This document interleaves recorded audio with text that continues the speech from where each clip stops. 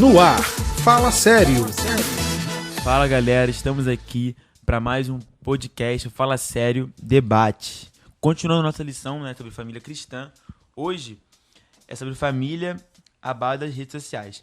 Eu vou falar para vocês, quando eu vi esse tema a primeira vez, achei que era o quê? Instagram, Facebook, porque eu ainda não tinha lido a revista, entendeu?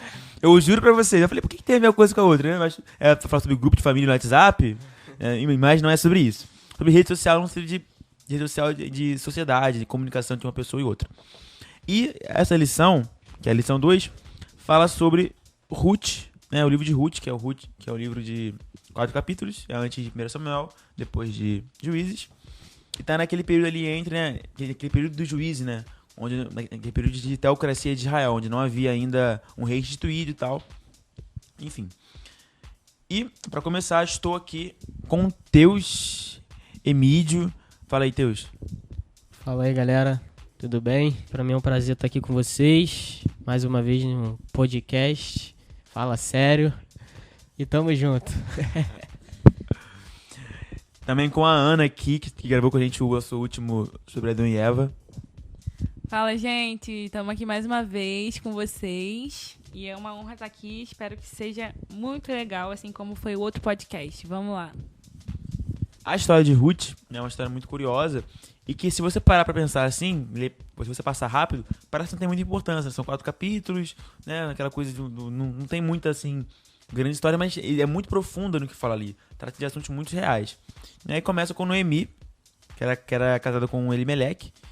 Só que o Elimeleque e os filhos dele, que era o Malom e o Quilion, desaparecem logo no início. Porque primeiro morre ele, o Elimeleque, depois morre o Malom e o Quilion, que eram esposos, né? Eram casados com Ruth e com Ofra. E aí, naquela época, um contexto de uma mulher viúva era muito complicado. Porque poucos homens gostariam de casar com uma mulher viúva. E se não tivesse ninguém para casar com ela ali ou para alimentar, ela não iria trabalhar. Na época não tinha, né, era uma sociedade muito ainda machista, muito, com muitas questões que eram muito mal resolvidas. Então, uma mulher que era viúva era praticamente uma mendiga, porque não tinha muito para ela ir. Se ela não tinha família, ela ia ficar tendo que viver de doação e de pedinte. Por isso que lá no Novo Testamento, Paulo fala sobre cuidar dos órfãos das viúvas, porque eram vítimas da sociedade, eram coisas bem assim afastadas. Enfim, quando isso ocorre, Ruth e Ofra, que eram noras de Noemi, Noemi fala: olha, eu não tenho nada pra vocês, não tenho mais filho pra vocês casarem, não tem mais o que fazer, vão embora, voltem pros seus pais. Mas elas agem de forma diferente. Me fala um pouco aí sobre a atitude de Ofra e de Ruth, Deus. Bom, a gente vê que Ruth, ela escolhe permanecer com Noemi, né? Mesmo em meio àquela circunstância de Noemi ter perdido seus 2 filhos e o seu marido. E Orfa, ela decide voltar, né, pro seu povo, decide voltar pros seus deuses lá. Mas Ruth, ela escolhe, né, permanecer e decide ajudar a Noemi, né? E eu acho muito interessante isso na vida de Ruth, porque ela cria ali uma aliança verdadeira com Noemi, e a amizade delas só se desenvolve, né? E mesmo em meio à perda dos seus filhos, mesmo em meio àquele caos todo que estava ali plantado, ela decide permanecer ali, ser uma amiga fiel, que não buscava somente seus próprios interesses, mas ela estava realmente sendo uma companheira para Noemi. A palavra diz que Ruth vai se apegar a Noemi.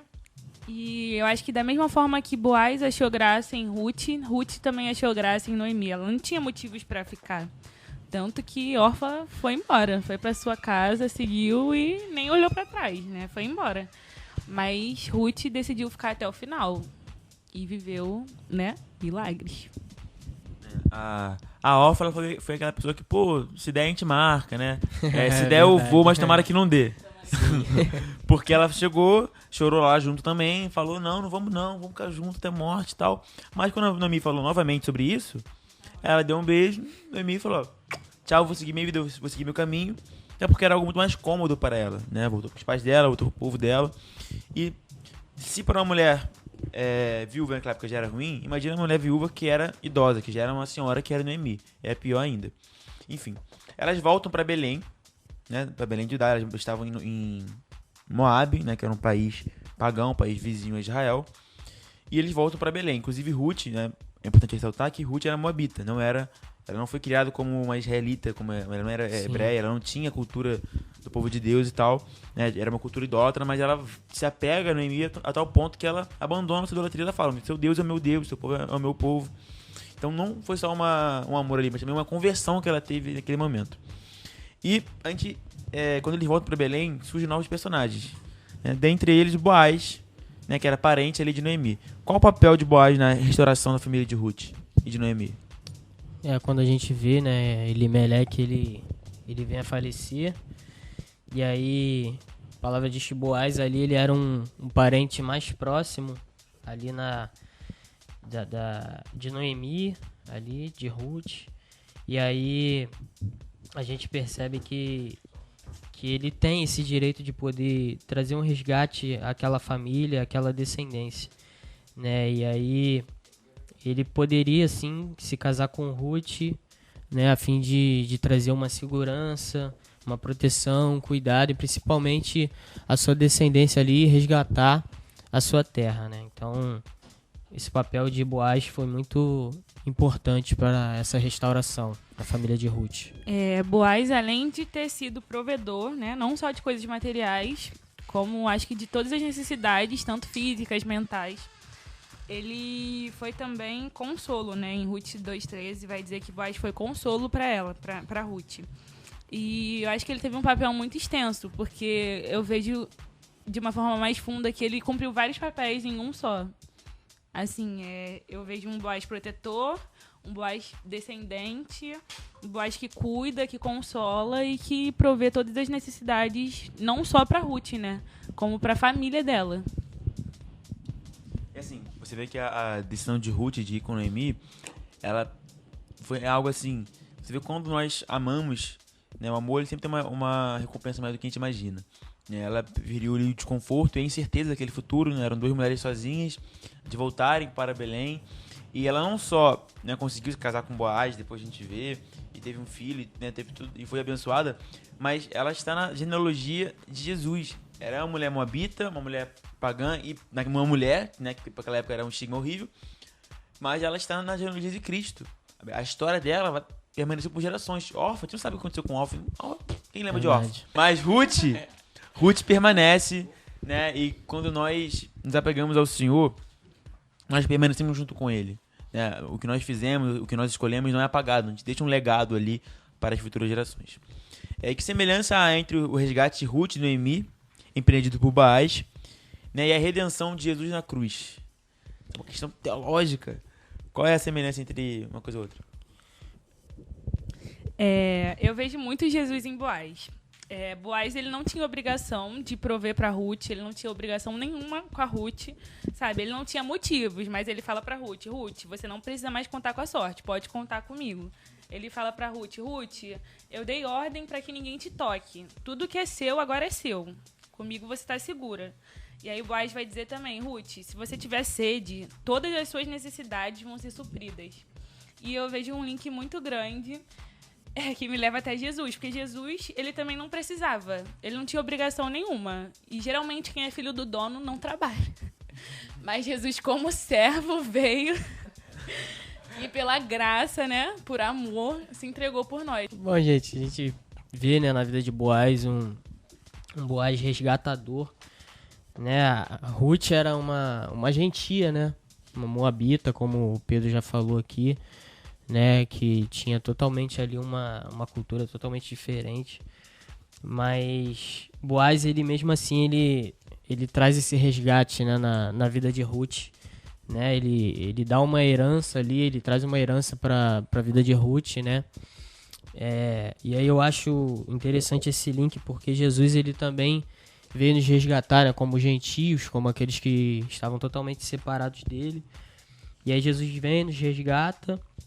E aí, através da sua morte na cruz e ressurreição, ele nos traz também uma herança, né?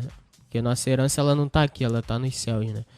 A gente tem uma eternidade preparada aí por Deus para que a gente possa realmente viver para sempre com Ele. Então, esse papel aí que me chamou bastante atenção, de Boaz como resgatador e de Cristo como aquele que nos resgatou, né? Do lamaçal do pecado, da condenação eterna. É verdade. Agora, só mudando um pouquinho o novo foco do nosso assunto, falando sobre família, existem muitas questões que podem abalar, né, uma família. Antes era uma família toda muito bem estruturada. A gente vê ali que existia o esposo, né, existia ali o pai, os 2 filhos, as 2 noras, era tudo muito bonito. Né? Noemi vivia uma família que era, no sentido assim de organização, perfeita, estava tudo certo. Porque ocorreram ali mortes que foram seguidas uma atrás da outra, ocorreram problemas, até pode-se dizer que Noemi entrou ali num processo até mesmo de deprimida, talvez de depressão, porque ela ficou amarga, ela se declara, né, e para o judeu o nome é algo muito forte, né, porque o nome tinha um significado, né, não era apenas uma questão de reconhecimento social, mas do que a pessoa era, e Noemi significa agradável, e ela muda e fala, não, agora meu nome é Mara, porque eu sou amarga por aquilo que o Senhor me fez. Ainda põe culpa em Deus, Verdade. Tinha nada a ver, colocou na conta de Jeová, não tinha nada a ver, Jesus. O que tinha a ver de Deus com essa história? Mas a gente vê ali que são questões que abalaram uma família. E hoje em dia existem muitas situações, tanto tribulações que ocorrem, como também pecados, que podem abalar uma família. Como que a gente pode lidar, Deus, com problemas assim, doença, morte, até mesmo pecados tipo assim, que pessoas fazem que abalam a nossa casa? Bom, a gente realmente precisa, né, ter uma vida apegada a Deus, né?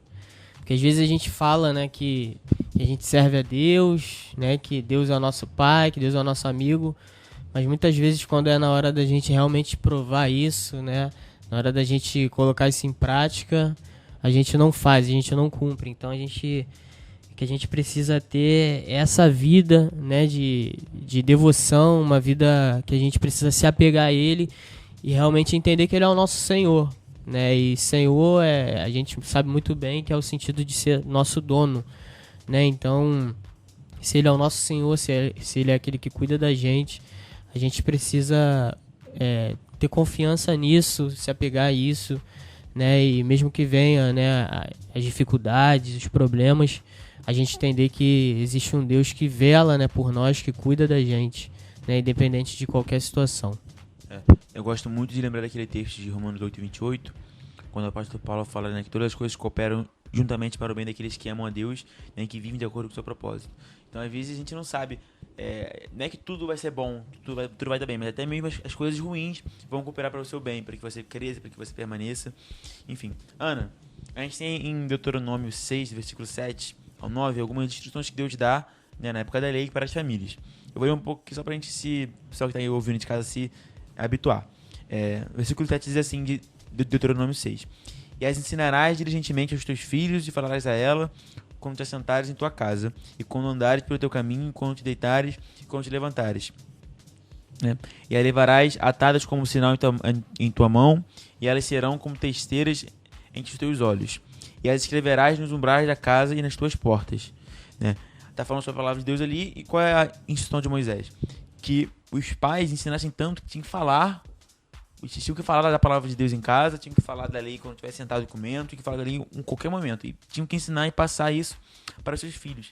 A gente vê que a Bíblia fala muito sobre isso, sobre a influência que a influência dos pais, né, tem para com seus filhos. Né? E aí fala sobre nós ensinarmos a criança no caminho, né, o que deve andar. Então tem toda essa questão de influência. Até que ponto os laços familiares podem influenciar o indivíduo? Será que um filho ruim, a culpa é somente da mãe? Ou a culpa é só do filho que escolheu mal? Ou a mãe não teve nenhuma influência naquilo? Ou o pai não teve influência? Eu acho que o nosso pastor Silas já disse isso várias vezes. A gente forma o nosso caráter dentro da nossa casa, conforme a gente vai crescendo com as pessoas que a gente tem. Aquelas pessoas que estão ali com a gente são o nosso parâmetro. Mas também eu acredito que a gente faz escolhas. E nem tudo, às vezes o seu pai te criou da melhor forma possível, mas você cresceu, virou um monstro e a culpa não é do seu pai, né, galera? Vamos com cuidado, né? Mas, assim, tudo tem... A gente é ensinado, e a palavra diz, ensina o seu filho no caminho que deve andar e não se afastará dele. Então, assim, acredito que quando os pais... A gente tem o livre-arbítrio. O pai querer ensinar é uma coisa, o filho querer aprender já é outro parâmetro totalmente ponto, né? diferente. Então, eu acho que, assim, influencia, sim. Os pais influenciam bastante. Só que também tem o outro lado de a gente escolher o que a gente vai fazer também, como filhos. Deus, você que é o nosso psicólogo aqui da conversa, a gente sabe que a criança aprende, tudo é aprendido, né? Ninguém nasce sabendo de nada. Né? Ninguém existe essa coisa de má índole, boa índole. Todos os homens nascem pecadores e isso é a única coisa que todo mundo nasce igual é esse ponto. Todo mundo nasce pecador, nasce já com tendência pro mal. Mas não existe boa índole, fulano é assim porque nasceu ruim. Não existe isso. Ninguém nasce assim estragado. A gente nasce pecador, mas não nasce estragado. Sim. Tem gente que parece que nasceu, mas não é. Nem todo mundo é. Nem todo mundo é. Mas, de que maneira a família molda o nosso caráter, molda as nossas atitudes? Porque a gente vê pessoas, até mesmo histórias na Bíblia, vamos supor.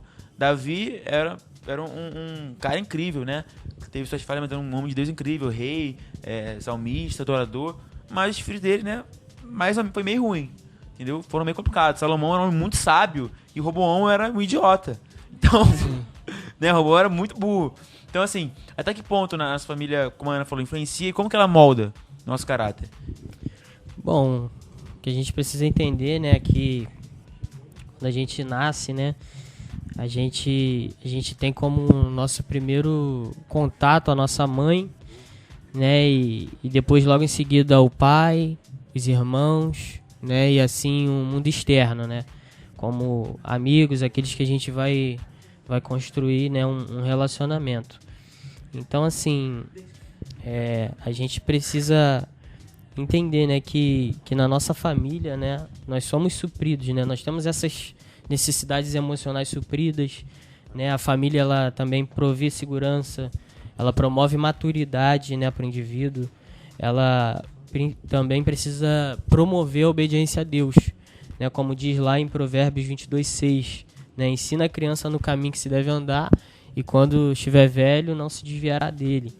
Então, além de ter todas essas carências supridas, né, a gente precisa ter em primeiro lugar, né, essa obediência a Deus firmada no nosso caráter, né, na nossa personalidade. Quando os pais entendem isso, né, e fazem isso com seus filhos, né, ensinam isso para os seus filhos, né, os filhos eles vão permanecer, né, com esse ensinamento para o resto da vida. Então, isso é muito interessante, né? Isso é muito importante pro caráter do indivíduo, para a formação, né, do caráter de uma menina, de um menino, do ser humano. A gente é influenciado, né? Seja de macro, seja pela macrocultura, né? Pelo país que a gente está, ou pelas pequenas coisas. Mas isso não nos não determina o nosso futuro, né? Porque tem gente que às vezes põe a culpa. Tem gente que, não, eu sou assim porque meu pai é um péssimo... Eu sou alcoólatra porque meu pai é um péssimo alcoólatra. Tudo bem, isso teve muita influência, mas quem decidiu, quem escolheu estar ali foi você. Inclusive, uma vez, tem um caso meu, né? Minha família ainda não é cristã, a maior parte. Mas um dia eu tava conversando com uma parente minha distante e ela tava falando, não, porque a nossa família tem muitas doenças, né? Tipo, genéticas, né? Tipo, coisas intrínsecas. Aí falou de negócio de coração e tal, não tem nada disso. Até agora não apareceu nada, não vai aparecer. Você ouviu Fala Sério, um programa da Escola Bíblica Dominical da Assembleia de Deus Vitória em Cristo. Não é aprendido. Ela ficou assim, em silêncio, quis matar, mas... Porque realmente é uma questão que não era um ponto que... Claro que influencia muito.